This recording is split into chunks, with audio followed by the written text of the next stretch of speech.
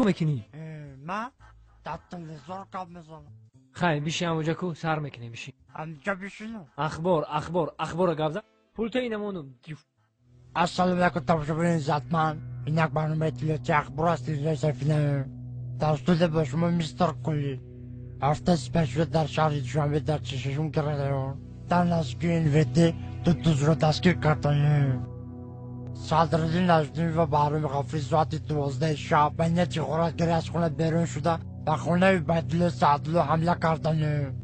عبیدالله سعدالله در حالت مست خواب بوده. از کاسه عبیدالله سعدالله 180 درم، از درون شیفانیر عبیدالله سعدالله چیزهای قیمت بها، دو فیلم میکه، دو پرکلو، دو پچکه چای، دو پرنسکی و دو ترکانی خانه را زیر کرده گریختند. از این کارها سردار گروه میلیسیا حسن چیلا خبر شده با کارگردان کرپسه جمهوری تاجیکستان خبر داده. کارگردان کرپسه جمهوری تاجیکستان دولتمند خال کرکیبک برده قاسم از این کارها خبر شده. هرچین غارتگرها را دستگیر کرده و درون کاخ برباد بردن. صدراعظم نجمی و بهرام غفوری به درون کاخ برباد برده. صدراعظم نجمیدین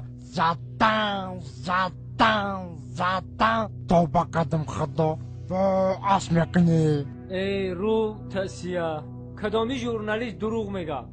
تو در تلویزیون گپ زده استی تو رو تمام جهان تماشا میکنه. تو دروغ میگی؟ تو رو خلق بدونه چیکار میکنه؟ سنگ شب بود میکنه. نخود ژورنالیست دروغ بگه.